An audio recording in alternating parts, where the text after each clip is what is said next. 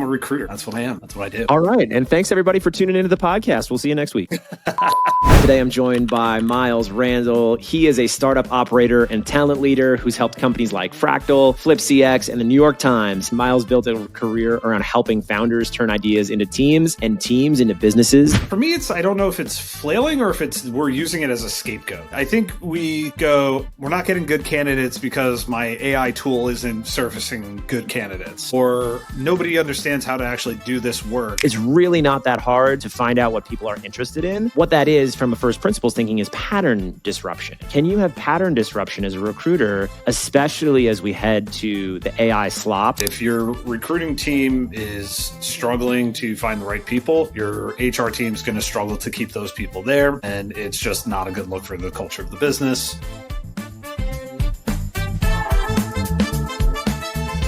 Hey everybody, this episode of Building the Talent Machine is brought to you by our sponsor, WellFound.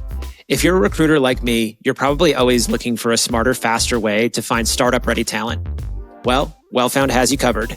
It gives you instant access to a talent pool of 10 million plus startup-minded candidates from all around the globe. You can set up everything in just 10 minutes or less, from posting jobs to building your employer brand and managing applicants, with everything you need to kickstart your recruiting in one place. Need data? WellFound integrates seamlessly with your ATS and helps you stay organized without the chaos. And if you're ready to supercharge your sourcing, meet WellFound AI. Stop scrolling and start hiring. WellFound AI reviews hundreds of profiles each week. It reaches out using hyper-personalized templates, and when candidates respond, it manages the back and forth for you. All that's left is one click to approve, and your calendar fills up fast. So if you're ready to find, connect, and hire your team from pre-seed to IPO and build with the best startup talent out there, WellFound makes it happen. Check out wellfound.com and see how fast you can tap into the startup talent ecosystem. Now, let's go build a talent machine.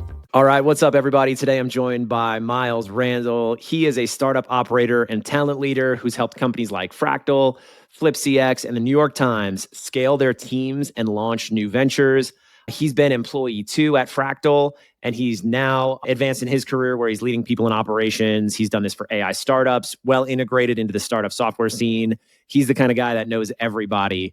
I'm psyched to have this conversation. Miles built a career around helping founders turn ideas into teams and teams into businesses that last. What's up, dude? What's going on? Thank you. Glad to be here. And man, you make me sound so good. I don't even think I'm a recruiter. That's what I am. Miles, where are you based? What are you working on, dude? Yeah, so I am in Brooklyn, New York. I am taking a little bit of time off before I actually start a new job next week. Exciting. Fortunately, I think a lot of people don't take time off in between jobs because they don't have the time or can't. I'm fortunate that I was able to take a nice little month break in between and get started. Yeah, that's great. I don't think people do take enough breaks between roles. I remember I actually burned some equity options to take a new role once because I was under a tight deadline. And I was like, you know what, this startup equity, I'm pretty sure is going nowhere. So like, I'm cool. I can start early. I've cut parental leave short to start for companies. But yeah, man, at the end of the day, you're like, you got to take care of you. Yeah, especially when I think the new norm is the grind, right? The 996, 24/7. You are working for this company and giving it your all. You even hustle, bro? Yeah, I tell everyone this. I'm not a hustler. I work smart. I also work hard. I got to breathe and relax because as a people person, if I'm not taking care of myself, I'm not taking care of you or your employees. Love that. You got to fill your cup because you can't fill another with an empty one. Or love that line. When we think about the work we do in people operations, so much is empathy driven, and then we translate empathy into the language of the business. So tell me a little bit about like your new role. You've gone from recruiting more into people ops. Yeah. So I'm still going to obviously touch recruiting and figure out what's the right way to interview, what's the right way to help out where I can. But I've always thought of recruiting and HR and whatever you want to call it, human capital, which I think is the outdated term, but I've seen it come back a little bit more recently. Everyone sees it as this very distinct, each thing is its own kind of vertical within a business. And I think there's a blend to all of it, right? If your recruiting team is struggling to find the right people, your HR team is going to struggle to keep those people there. And it's just not a good look for the culture of the business. And so I bring a unique perspective of having gone to college for HR focusing on getting into recruiting and then applying what I learned from all of the recruiting to HR and people operations. Wait, you can go to college for HR? You can. There's not a lot of schools that have a focus on it, but my major was human resources. This is wild. I love this. I barely have a degree in English as a first language. Yeah. It's fortunately my school, Baruch, here in the city is it's a public school, and all of the professors were like ex HR folks who like helped Price Waterhouse merge with Cooper, and like the stories they would tell, it was a lot of like almost hands-on learning, which was great. As you get older and you realize, though, a lot of it's common sense. Man, where I come from, Cooper are the tire people. I'm like a straight up blue collar baddie turned startup jobs daddy. You got to check yourself with these big company names around a kid like me. Fair enough. I can relate. Family businesses in HVAC. I actually have the blue collar upbringing.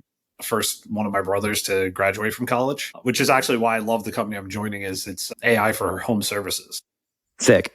Tell me a little bit more about like the role you're taking on. Congrats on the new gig. That's always exciting. Yeah, the new role, still ironing out some of the details of what it is. Obviously, it's a startup, and so that means many hats. And one of the beautiful things was through the interview process, I said, hey, I can do a lot of things. I've done a lot of things. I've managed IT for small startups. I've done the recruiting. I've done the HR, the benefits, total comp, all of the things that nobody else wants to do. I somehow can figure it out. I'll do it. Here, they were like, hey, we don't want to set you up for failure. Let's start small. Let's focus on working with the recruiting team, working with onboarding, getting performance management set up. We'll start there. And then we can go into all of these other components and pieces as you get an understanding and the value of the company. That's great. You're a startup guy. We talked a little bit in the pre-show and we caught up earlier this week, just a little bit about our intersection, the folks we know. The recruiting world is very small, especially when it comes to the software side. I don't know if a lot of people know that, but you're the kind of guy that's actually like me, like we just know and have worked with everybody. So what drew you to startups and being on like the builder side of the recruiting world? Yeah. So interestingly enough, I always talk to people and everyone's like, oh, I fell into recruiting. It was a second career. It was this, that, the other thing. I actually sought it out. My brother-in-law is the head of people and talent for the startup. He's seen several exits. And Nice. So having seen his success, I was like, hey, I think I could do that.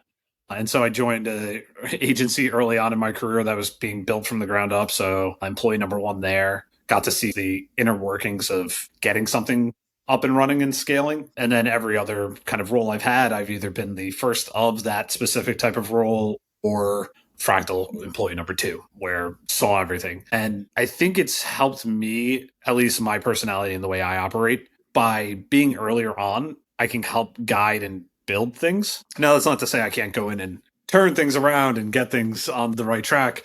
It's just a lot easier to build these things as you go. And to your point around the tech side being so small, a lot of what I was doing was take vendor calls, see what is out there, people are actually doing. And I think I'm not the best recruiter. I don't think any recruiter is actually the best recruiter. I think the best recruiter is probably not even a recruiter. So Preach, King. I think it's figuring out what everyone is doing and taking the best of that and applying it to what you do. I play a lot of like competitive video games, and when you're playing on a team, you have to know the weaknesses and the strengths and play off of those to make a cohesive unit. And I think that's how I operate recruiting, HR at these companies. Okay. I've started meeting a few 1 in a million types of people after being on the road. And one of the beauties of being on the road and reporting back and going to all these conferences is you just meet a ton of folks. But it's very rare to come across somebody who's, wow, this person is very enigmatic. I'm grateful to have met a few of those 1 in a million types. But I don't know, I just crave more passion out of people. I want to see it. Like we're in this weird time of content, AI slop, dead internet. What's next? The LinkedIn is fascinating to me. Like I'm not a social media person. I don't have any social media.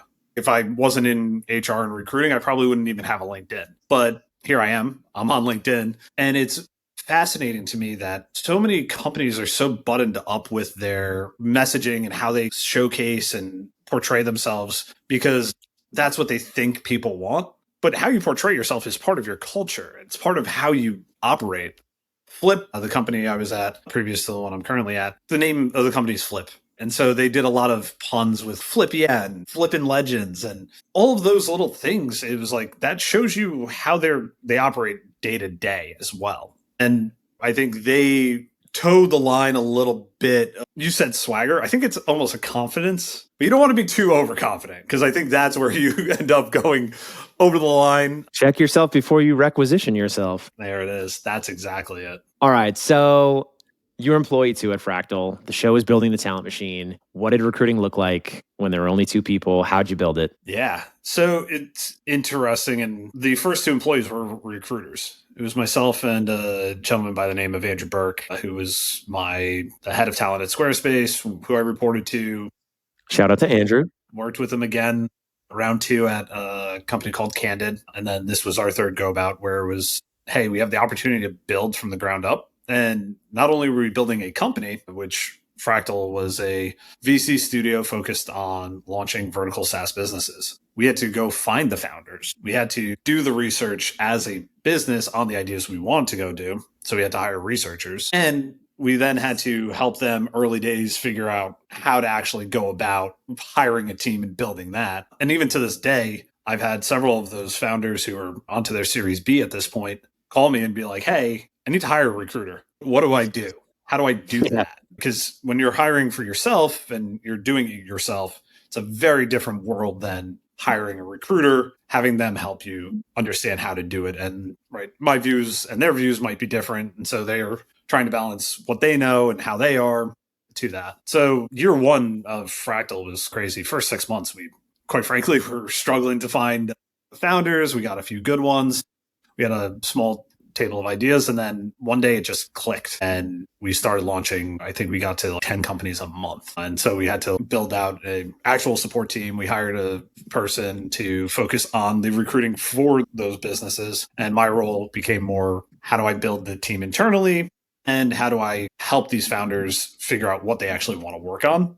Because that, I think, is the core of founders doing recruiting, actually. Yeah, that's cool, man. Like, I love this idea of early stage employees being recruiters. I think recruiters are just high velocity operators, and we can do a lot of great things and deliver tremendous value to early stage companies. There's just this get stuff done ethos coupled with the humble work of what recruiting actually is. There's so much empathy baked into recruiting, and we are like the corporate scapegoats. I wear it with a badge of honor. At the end of the day, recruiting is about getting to a handshake. So when you talk about like first principles thinking among the tech bros, it's first principles thinking in recruiting is just a handshake. Yes, I know how to do those. Sometimes we over-engineer the science of hiring. I agree with that 100%. I've been in interviews. I was thinking about this last night after we had our kind of pre-show talk. And I've been in interviews where I'm talking to somebody and they're like, okay, so what playbook are you bringing? What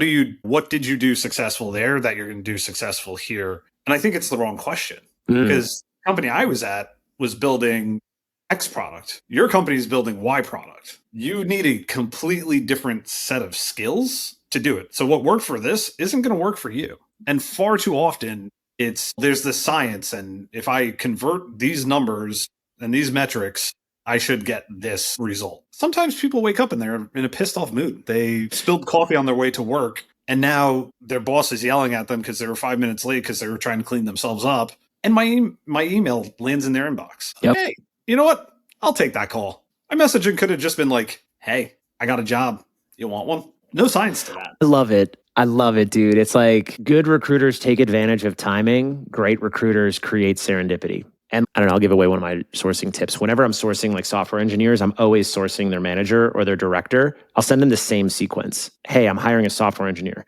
You learn a lot by what that person does. If they're like a director of engineering and they reply back with this arrogant, I'm a director of engineering, I would never take that IC role.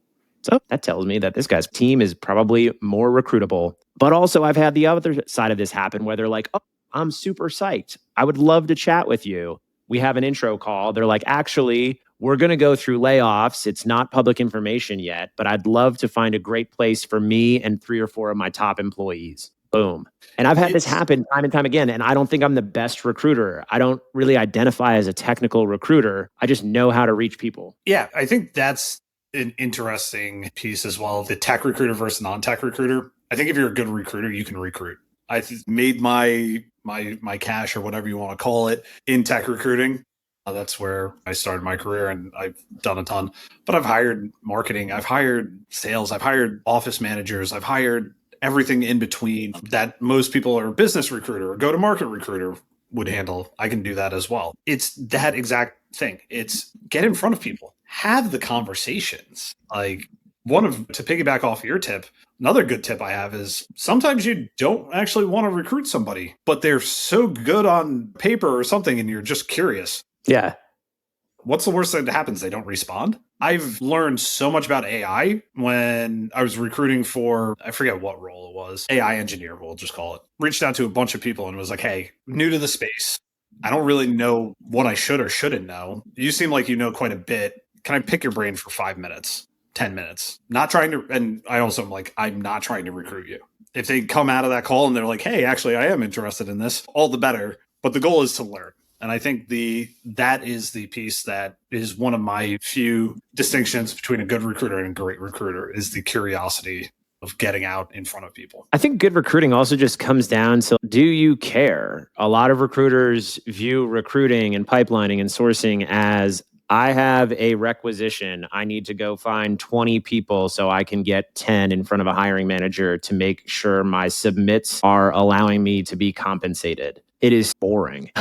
Like I do the same, where it's like, if somebody's interesting, like I want to hit them up. I reserve a couple hours a week for just interesting conversations. I've had to peel that back in recent months, particularly this year as I build this company in public. But the reality is I always have appetite and room for interesting people. And I don't know, like I think Apple did this famously with their design group under Johnny Ive. Every person in that industrial design team also had a secondary skill set where they were also elite. And it was something they screened for in the interview process. Now, I'm not saying all teams need to do this or should do this. I actually think this is a very terrible practice for anything outside of a creative type.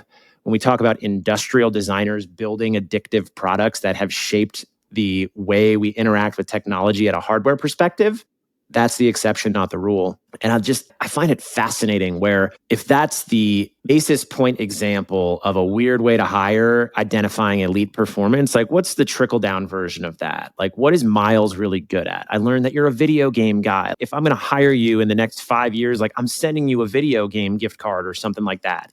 It's really not that hard to find out what people are interested in. What that is from a first principles thinking is pattern disruption. Can you have pattern disruption as a recruiter, especially as we head to the AI slop and degradation of the inbox? I think that's where we're headed with all of this AI sourcing, AI recruiting. All these companies are just email deliverability platforms. So I don't care about what order you serve me software engineers with ML experience who went to a top 20 CS school. That's what every single AI sourcing tool is going to deliver us. It's just like Google versus Bing in understanding the order of the index. What I'm more curious about is talk to me about email deliverability. How are you going to preserve my domain, give me multi-inbox, multi-domain, and deliver a response rate that hits in a candidate's primary inbox? I don't know. Maybe a question for a founder would be like, tell me a little bit about your experience building spam filters. Yeah, I think that's it exactly.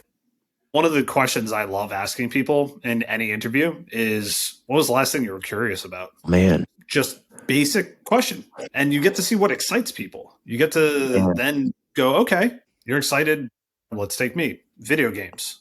Love it. You might be HR conferences. You're super excited about them.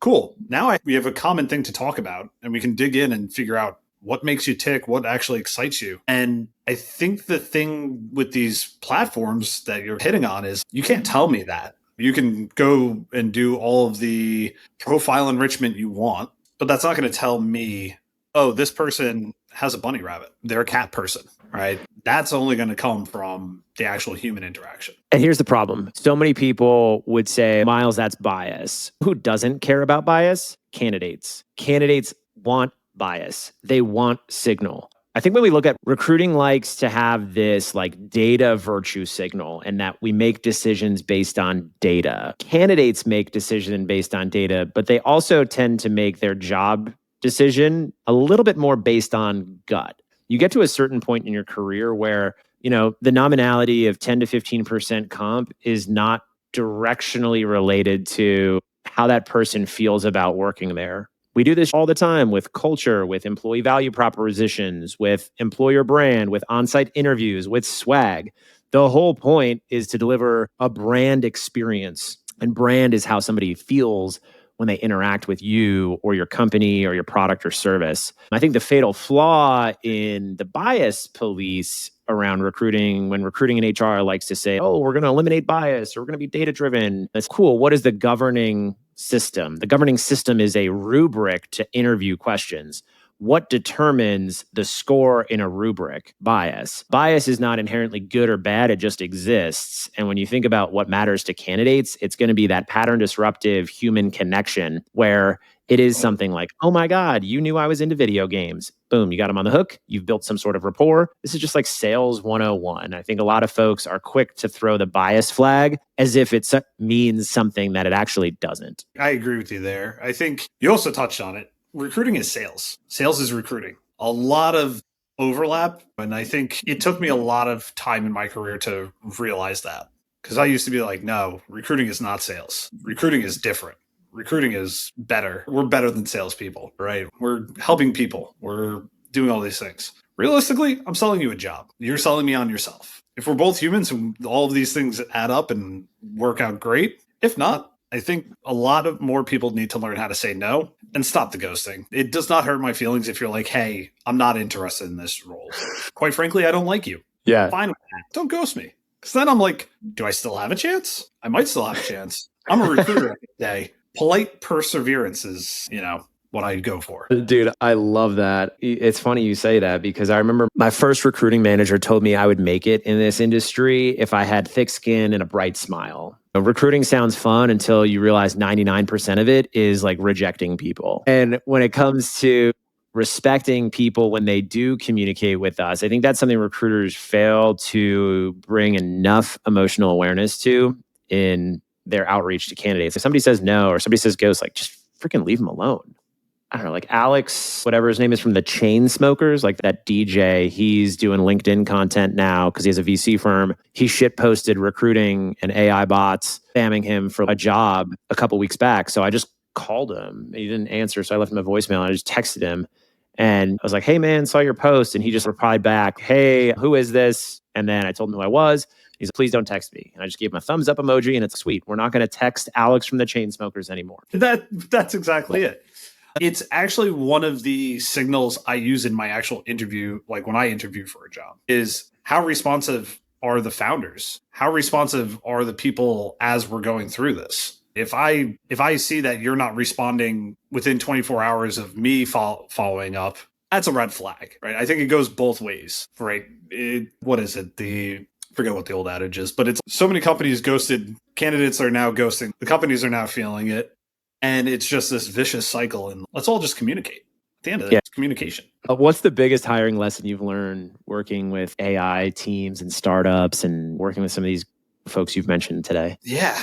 I think the biggest lesson is I've seen all of these posts on lean team and you don't need as many people if you have AI. It's the same thing as it was 5 years ago, right? We have this tool now that makes us more efficient. In some ways. I've personally was working on a project and I'm working on this prompt. I'm trying to get it to work. I know the answer is not quite right because it's supposed to put it into an Excel spreadsheet and it's not getting the tables right and going back and forth. 30 minutes in, I go, wait a second. I could have wrote this manually in 15. I just spent so much time because I know AI is supposed to make me faster that it's actually made me slower. And so the lesson I've learned is we need to think about what we're actually hiring for a lot more now. Yeah. And what are the skills that you want this person to have? There's a recruiter in New York who I've known for many years who loves putting kind of some rage bait, some non-rage bait posts on LinkedIn and posted about people putting prompts in their outreach or in their resume and how that's such a faux pas.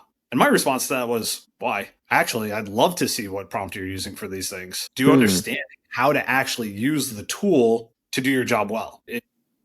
5 years ago, we were asking people, okay, you're a SQL, you're a data analyst. Write me a SQL query. You're in finance. What Excel formulas are you using for this? Here's a sample data set. Go do data things with it. But now all of a sudden we're not allowing people to do that with AI. And so I think it's, if you're going to use the tools and hire the people who are going to use those tools, then we should understand why we're doing that and how we're actually applying. Yeah, I dig it. And I think there's room for like healthy debate and a little bit of rage bait. It gets people interested. It's also just like fundamentally understanding how content works these days. If your stuff isn't a little bit rage baity, it's just going to get buried. It's just the like crummy world we live in around content. But I think when it comes to understanding just like who's going to thrive and who's going to be successful and how we build teams, especially in the recruiting org chart, we just have to be creative. I don't think the traditional way we've hired people is necessarily the best process. And now we just have new technology. And I think AI stands to completely rebuild the process. But right now we're just baking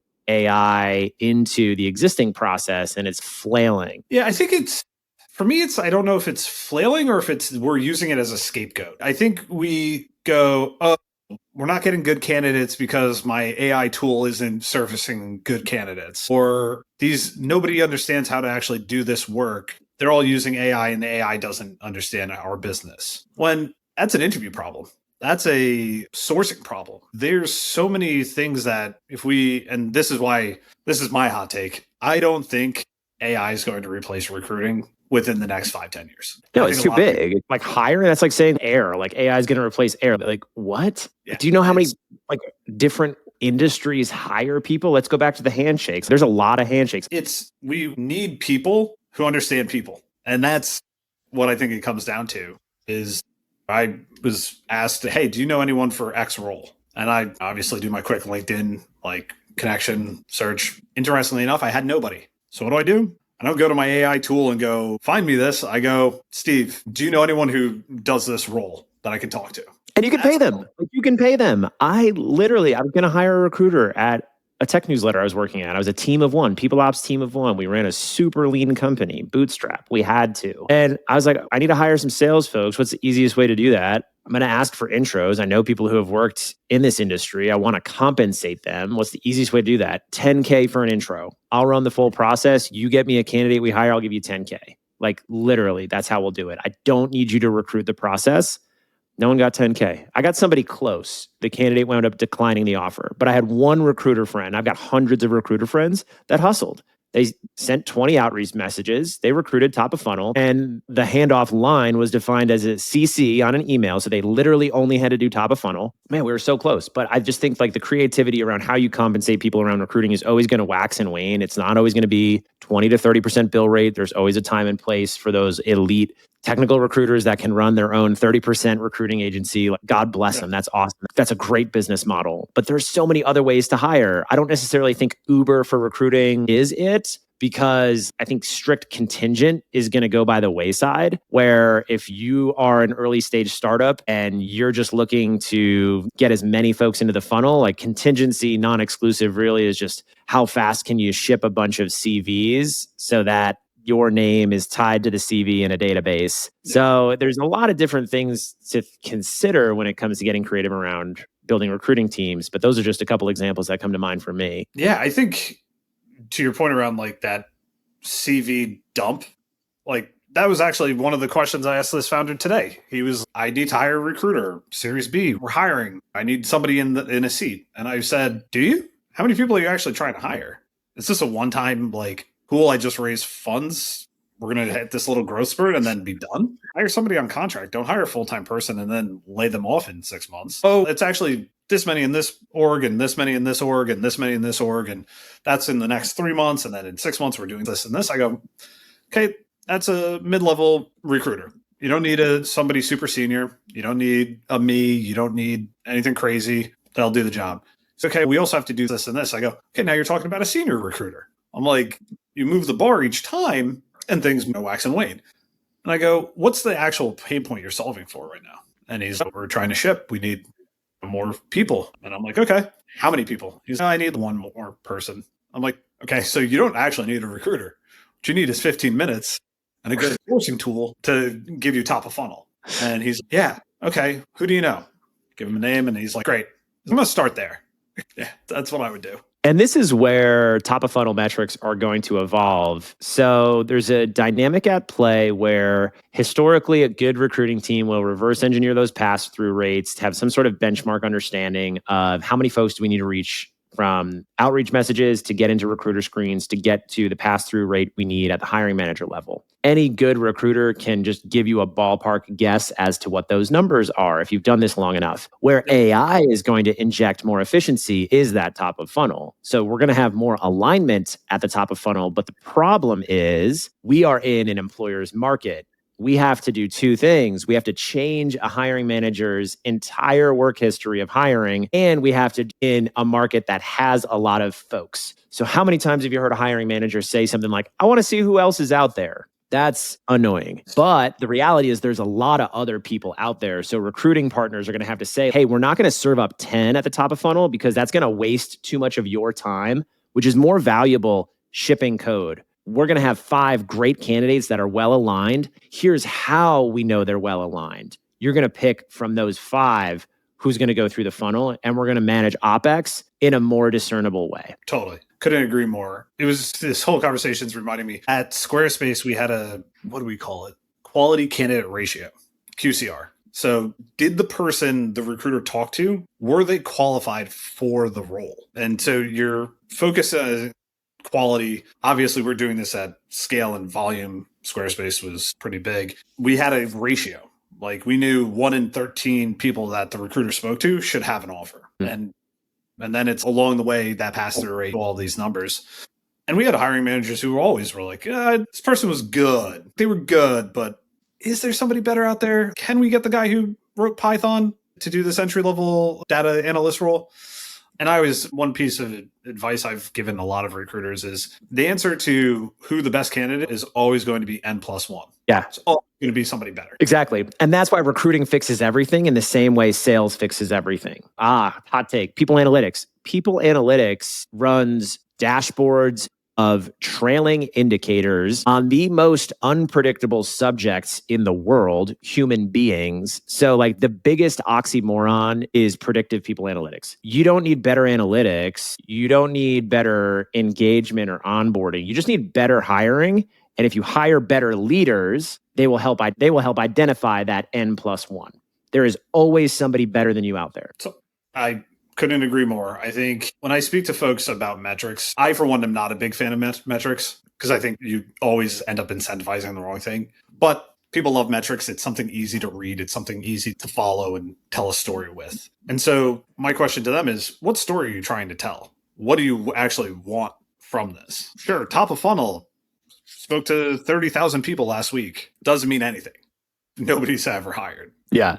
Exactly. We have to work with the teams and understand what it is. I think predictive people analytics was one of those, and there's been so many of these, and especially in the tech space and startup realm, of roles that sound nice, but actually are just another person on the people ops team who's building a dashboard, who's trying to figure out and help out with stuff. Because tech companies are operated by like a bunch of STEM-minded folks, and the whole point of people analytics is to give some sort of quantitative metric around people to pacify math and science oriented folks. There's a time and place for metrics. Like we talked about it earlier. Like I know my pass through rates. I know what my benchmarks are. I know my email open rates, the things that matter. But yeah, I think like managing to metrics has become so popular for 2 reasons. It's the language of the business. If you work in tech, just being more quantitative minded, it's the science. That's what makes them feel comfortable. And if you're managing your stakeholders, you have to play on their turf. And then the other piece is people are comped on their metrics. That's just fundamental why a lot of metrics in business exist to begin with, is because business is trying to figure out who do we need to pay and how much are we going to pay them for what they did. So let's figure out some numbers to make that sort of make sense. Yep. That's nail on the head. It's the thing that I always think about when people talk about bonuses and KPIs and OKRs and every other acronym under the sun. Did you do your job? How do I know you did your job? And I wish I had a solution there. Maybe AI will solve that. Like, I got one. I got one. I want to know you. Like, do you have a good metric? Like, what's your go-to metric that actually means something? If the CEO of a pre-IPO startup comes to you and says, Miles, like, how do you know your team is effective? What do you say? Yeah, I think, and this is also selfish of me, but I think recruiting actually is, and talent is first contact to being in the seat starting at the job, right? And then a little bit past that. And that's where you can, for me, it's, I know I did well if the person's there 30 days into the job. They've made it 30 days, they're probably going to make it a lot longer. So what is success look is filling recs with people who actually want to be here and will be here for a while. Doesn't matter to me. I think you're right. And finding folks who want to show up with curiosity, who want to take on more. The reality is many folks experience work through the lens of the bull market. And this is not the best read on what work historically has been like. I think about great uncles, grandfathers, who are literally drafted to go overseas and fight wars. I think about the generation before them, their uncles, their fathers, their great uncles and grandparents. They had to physically move around the country to find work as a physical laborer. My first job, full time, was driving a forklift in coveralls, running a saw as a sawyer. I traded my steel toes for slippers, and I pinched myself that I get to talk into a microphone and have a cozy boy job. The reality is work is hard. Work has always been hard. And we are coming down from the easiest time for work. And I think that has rattled folks to their bones, A, because they haven't done hard work before, or they just straight up were told the academic lie where if you go to college, you get this piece of paper, you go into debt, you'll have a path to economic freedom. And the other shoe has dropped. We're in a little bit of a free-for-all. And I think now, with the future of the economy, it's figure out ways to make yourself indispensable. It's really that simple. Very similar background, by the way. Yeah, I remember my first job was 13, sweeping the floor of a tin shop. Family business was HVAC, and I think that's actually part of why I'm focused and work hard, but it's only a part of it. I think the other part is personality, and it's understanding I control what I do. If I want to do at a company, I think if I do more or I do the best work that I think I can, I'll be rewarded for it. I'm just laughing. I'm thinking of that line from Silicon Valley where it's do well by doing good. I don't know why I thought it when you said that, but it's so good, man. I love your work ethic. You're just a hustler. You said you're not, but you are, man. I think hustler to me has such a bad connotation because and I see this in tech so often. It's, this person isn't what? You don't have a side hustle where you're starting 15 businesses? You're lazy. And I'm like, no, I'm very good at my job. I only focus on my job when I'm working, but when there's me time, it's me. And so in that sense, I'm I'm not a hustler. I'm just a everyday recruiter. Miles, I really appreciate how we talked a little bit about the human side of recruiting today. How do you keep your perspective fresh and avoid burnout after so many startup cycles and have that idea of how you think about your relationship to work? Yeah, I think after spending so many years of 8 a.m. till 8 p.m. and nights, weekends, and all that, I realized take a little bit of time for yourself, take vacations. There's ways to recover. And I think one of the things that burnout has really made me realize, I've been in that boat of I'm burning out and I know that I won't last. It might be the job. It might be the role, right? There's something that's causing you to feel a certain way about things. For me, it was, I'm doing the same thing day in and day out, and there is no change. And there will not ever be change, right? It's pick up the phone, call people, put the phone down. Pick up the phone, call people, put the phone down. Those people then get filtered into a funnel. I move them each step of the funnel. I'm not looking at different roles. I'm not looking at any more autonomy. I'm not looking at taking on other things. And then I was like, wait, I poked up my head for 1 second. I was like, there's some things broken here that we could actually make this way faster, way easier. I don't need to actually be working this many hours or doing this much. And that got me a little excited. And then I was like, I would actually love to take on roles that I don't know anything about. So as a tech recruiter, and this is what I've told teams that I work with, is if you're a tech recruiter, take on one non-technical role to work on. Yeah. If you're a quote unquote go-to-market recruiter, take on an entry-level software engineering role. Learn about what the other side's doing, and it'll keep you fresh and excited about recruiting. If what you want to do is recruit. There are people out there who see recruiting as a stepping stone into HR, into a business, into other places. And that happens, and that's fine. But if that's what your path is, you're probably going to be burnt out way sooner than you get to that end goal. And so it's work with your managers, work with your teams, work with people to understand what you want out of the role. Yeah, I love that. Miles, I've really appreciated the conversation today. Any last advice for folks? It's funny. I think my piece of advice is similar to what I've seen you post on is recruiting's not for everyone, and that's okay. But if you want to recruit, do it to the best of your ability and be human. I love that. That recruiting manager I mentioned earlier, I remember one time I went into her office and I was probably complaining about pipeline or an empty rack. And she looked me in the eye and said, this is right after I was promoted from like an employer brand specialist, RC, to a recruiter. And she said, you asked me to be a recruiter, go recruit. And like, I have not let that down. Like recruiting is hard. It's freaking hard. Work should be hard. It makes me feel fulfilled. I don't know if that makes me a hustle, bro. I guess I am, but I'm doing it in slippers and I'm grateful. Yeah, same. It's a very similar piece of advice to something I said to an early manager as well. Going in, probably complaining about why my pipeline looks the way it does, and it's never enough, and people always want more. And I think I was a little bit panicked and a little bit stressed out, and they looked me dead in the eye and they go, this is just recruiting, right? Yeah, there's no recruiting jail and there's no recruiting emergency room. It's just but there is a recruiting ball pit, so let's go have some fun. There it is. Miles, how can folks stay up to date with you? Yeah, so as I mentioned, not a big social media person, but I do, when inspired, post on LinkedIn. You will see me like a lot of comments. I try to stay up to date as possible. So you can find me on LinkedIn. Awesome. Miles, thanks for coming on the show. Thank you.